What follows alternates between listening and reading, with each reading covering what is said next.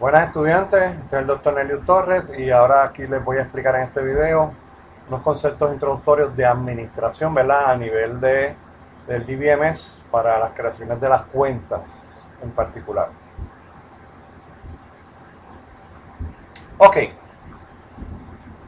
vamos a los objetivos de esta presentación. Básicamente es ver las definiciones tradicionales de lo que es administración.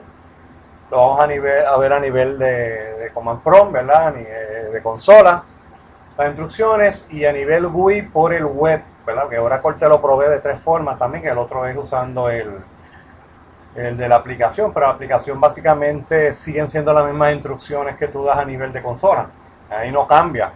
La interfaz será gráfica, pero la instrucción hay que escribirse.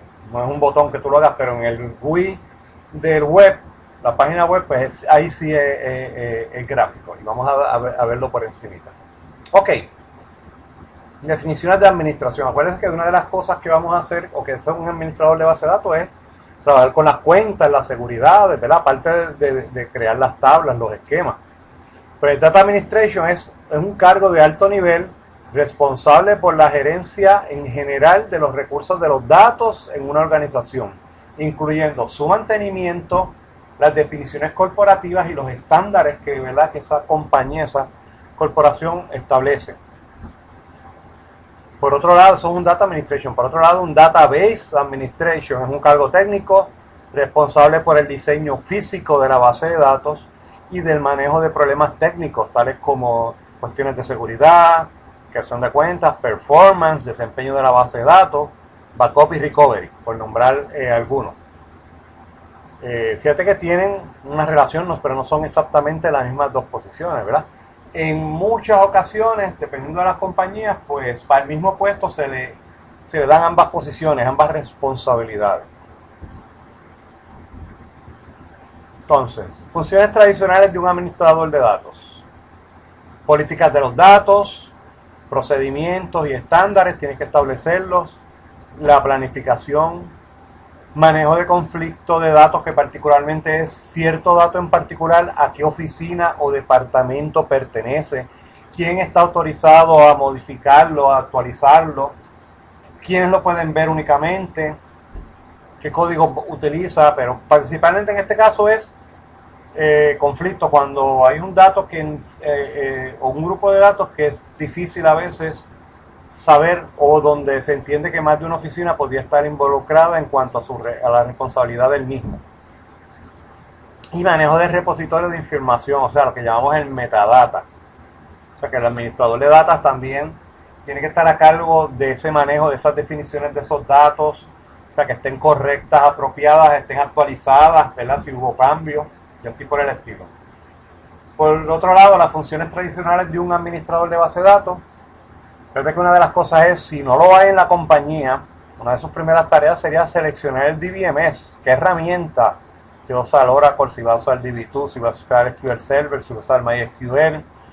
O sea, debe hacer un análisis concienzudo y demostrar cuál él entiende, ¿verdad?, que es la mejor herramienta de acuerdo a las necesidades de esa compañía. ¿Y qué otras herramientas de software hay para comprar? No siempre es el DBMS únicamente. Obviamente instala y actualiza el DBMS.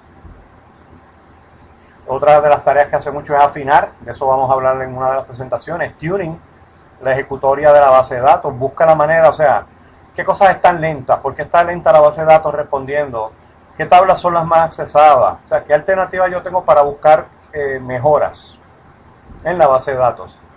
Mejora la ejecutoria de procesamiento de consultas, o sea, mejora los queries también, eso puede ser una tarea. Mira, este query se está tardando mucho. Una de las cosas que hay que ver es si está bien escrito, si está escrito de una manera óptima. Si está escrito de una manera óptima, pues entonces hay que usar otros medios para hacerlo. Administrar la seguridad de los datos, la privacidad y la integridad de ellos. Entonces, está a cargo de eso. ¿A quién le da los accesos? ¿Por quién? ¿Qué username va a tener? ¿Qué privilegio? Etcétera. Y una de las cosas que maneja, sobre todo cuando la base de datos se corrompe, es el backup y la recuperación de los datos.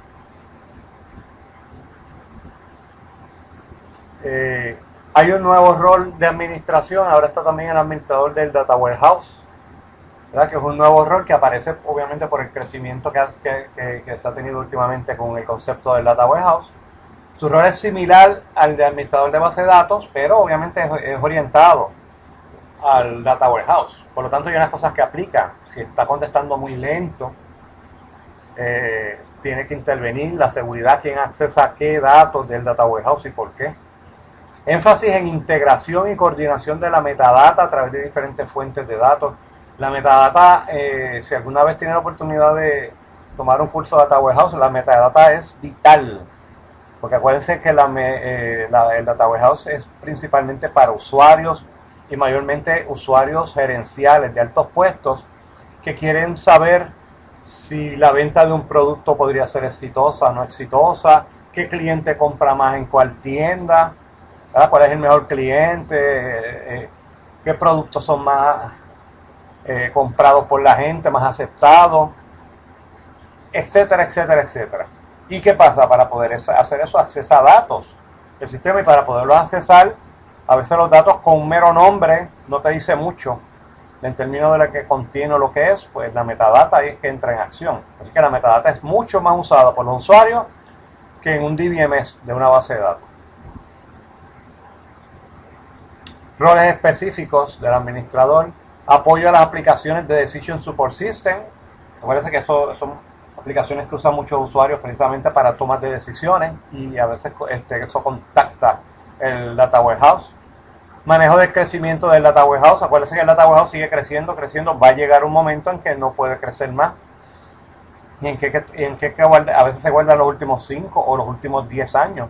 Y cuando pasan de esos 10, de esos 5, pasan 2, 3, 4 años adicionales, 5, pues hay que ir limpiando esos datos para reducir el tamaño. Pero eso lo determina también la compañía. Establecer acuerdos de niveles de servicios relacionados al Data Warehouse y a los Data Marts. Ok, o sea, ¿qué cosas tienen privilegio? Fíjense que los Data Marts usualmente son pequeños Data Warehouse, pero generalmente de un tema, de una oficina, ¿okay? De algo en particular, y a veces hay debates entre qué se puede crear primero o qué se va a crear primero. Si yo creo un Data Warehouse y después creo los Data Marts, o si creo varios Data Marts primero y con ellos después formo el Data Warehouse. ¿Okay? Ambos tienen su ventaja y desventaja. Ok, para esta presentación nos vamos a enfocar en la administración de cuentas. Obviamente yo me enfoco primero en el de consola, para que se entienda el comando. Ahí tienen para crear un usuario. Fíjate que dice create user username, identify by el password, es el password que tú le vas a poner. Default table space, usualmente es users, la tabla lo dice. Es como un directorio en donde él va a guardar sus tablas, etcétera. Y también tiene una tabla temporera para hacer sorting, merge y algunos tipos de opciones temporeras que requiere espacio adicional, pues uno se lo asigna. Fíjate que se llama temp. Fíjate que lo añado bajo opcional en rojo, la cuota 20 megas on users, ¿verdad? Que es el table space, y profile le puse default. Usualmente hay unas cuentas ya, unos profile default para cuentas normales que se pueden utilizar. Por otro lado, eliminar un usuario sería drop user, nombre del usuario, y cascade. Y fíjense que aquí a la derecha tienen el ejemplo. Yo creo una cuenta que se llama Nelyud, identify by, el password lo llamé un password, el table space que se va a guardar es la de los usuarios, y el table space temporero para sorteos y cosas así que se generan archivos temporeros es temp. Y para borrarlo, pues es drop user, Nelyud, cascade. Entonces, hay otros comandos como por ejemplo privilegios. En Oracle, una vez que tú creas la cuenta, pues uno de los privilegios que se le tiene que dar es conexión, porque si no, no te puedes conectar a la base de datos. Pues tú dices Grant Connect, Research y el usuario. O sea, asigna privilegios de conexión y de solicitar recursos a la cuenta. Sin pues básicamente tú no vas a hacer nada. Grant DBA to username asigna privilegios de administrador a una cuenta. Obviamente tú no le vas a dar ese comando a un usuario, sino que sea precisamente otra persona que tenga facilidad de crear cuenta. Entonces, Grant Create Section to Username permite a la cuenta entrar en secciones. Cuando tú te conectas a la base de datos, se crea una sección. Pasa lo mismo, si tú le das el privilegio de la creación, de conectarte y no la de sección, no va a hacer mucho el usuario. Y por ejemplo, para darle la opción de crear tablas, Grant Create Table to Username. Obviamente eso tampoco yo se lo doy a un usuario, eso es a un administrador o a un superusuario que esté autorizado a crear tablas. Porque eso de hecho, quien se supone que crea las tablas es el administrador. Tú recibes los pedidos, tal vez un programador o un analista de base de datos o algo así te crea el código para tú crearlo, pero quien lo ejecuta en producción y lo corre es el administrador de la base de datos. Y por lo tanto tienen que crear la cuenta y darle los privilegios necesarios para correr. Entonces, una cosa que trabaja pues son las cuotas, que es el espacio en disco que se separa, ¿verdad? Para que un usuario pueda trabajar. Y como todo, tiene varios formatos. Tú le puedes dar una cuota limitada. Alter username, o sea, el nombre del usuario, quota unlimited on users. Eso le da cuota ilimitada, pero tienes que tener cuidado porque si se crea un programa, se queda un programa en un loop, y en ese loop, en ese ciclo, está escribiendo en disco, escribiendo, se va a llenar eventualmente y va a explotar el proceso. ¿Ok? Instrucciones adicionales, acuérdense que los describe, DBA, TS, quota, o sea, la tabla DBA, TS, quota y la otra user, TS, quotas, contienen información de las cuotas de los usuarios, así que estos son herramientas también para el administrador. Entonces, si tú le das esta instrucción en particular, acuérdense que ustedes tienen esta presentación, jóvenes, en PowerPoint, usted le puede sombrear y ejecutarla para que no la tengan que escribir por completo. Si yo le doy select, table space underscore name, username, bytes, maximum byte, from, una tabla que se llama DBA TS quotas, una tabla interna del sistema. Yo le acuérdate que esto tú lo puedes hacer únicamente por la cuenta de system. ¿Ok? Y con eso obtienen la información de las cuentas. Y finalmente, alter user, nombre del usuario, cuota 30 megas.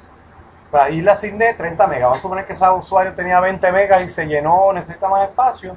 Pues con esa instrucción, alter user, username, cuota 30 on users, le aumentas 10 megas más.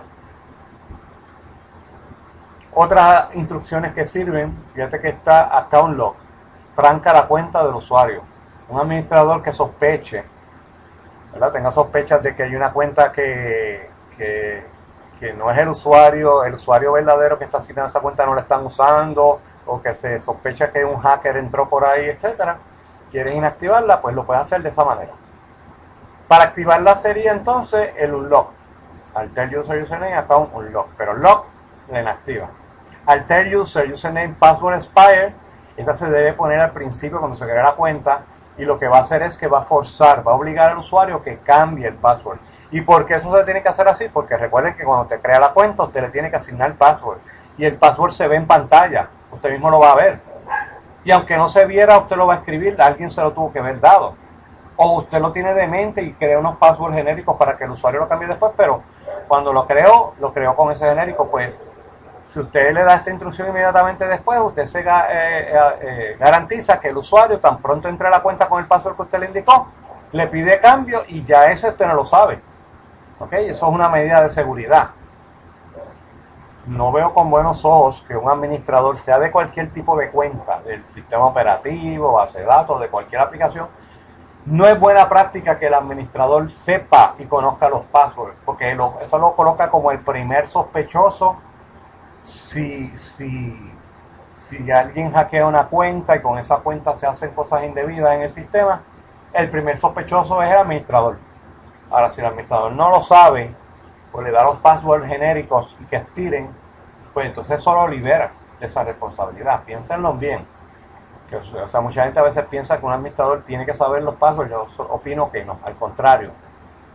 Entre menos cosas sepa, mejor. Ahí está el Describe DBA Users, ver los atributos de la tabla que guarda las cuentas. Ahí tú ves todos los atributos y cuando quieres pedir alguna característica de un atributo, lo vas a ver ahí. Entonces, si tú quieres ver las cuentas creadas en tu área, ¿verdad? Select username from DBA_users. Y te va a mostrar las cuentas. Show user, acuérdate que eso te va a mostrar el username de la cuenta que tú estás conectado. Cuando te conectas ahora, en ese momento, estamos hablando obviamente de a nivel de consola. Si tú no sabes en qué cuenta estás, tú le das show user y te va a decir. Y select table_name from user_table, eso yo se los di en otra ocasión, ¿verdad? Que te dice las tablas que están creadas en la cuenta. Y ahí uno pues lo puede saber. ¿Qué pasa? Aparte de esas instrucciones que las tenemos a nivel de comando, está el GUI por el web. Usualmente cuando tú instalas la versión de Oracle te crea un shortcut como este, ¿verdad? Que dice Database Homepage Shortcut. Y ahí vas a ir a nivel web. A nivel web te tira esta pantalla y tú entras obviamente, si eres el administrador, la cuenta de System, ¿verdad? Y el password. Acuérdate que eso cuando tú lo instalas, es que eso tú estás dando el password a nivel ¿verdad? de la laptop. Pero ya cuando corre web aquí, pues, obviamente le tienes que dar el mismo username y password que creaste. Fíjate que entonces ves, te lo tira gráfico, en un área para administración, oye browser, comandos de SQL y utilidades. Tú le das al de administración, ¿verdad? Te dice los usuarios y te permite crear un usuario. Fíjate que también tiene para cambiar password, mensajes de login. Y fíjate que en crear cuentas, pues entonces tú le das el username, el password, te lo confirmas si va a expirar el password, que yo les recomiendo que rápido lo cambien, si está bloqueado o no la cuenta, cuál es el table space que va a coger por default y el temporero, que usualmente son user item, ¿verdad? Los roles que va a tener, que usualmente es para conectar y para utilizar recursos, pero no para ser el administrador de base de datos. DBA. Y aquí se le dan los privilegios a nivel de sistema. Crear el enlace en la base de datos, sinónimos, tipos de datos, crear roles, crear tablas, crear view, crear procedures, crear secuencias, que son en las tablas, poner secuencias en los primary key, crear trigger, acciones que activan algo en programación. Ven que son varios. Fíjate que los que le dan son los más comunes.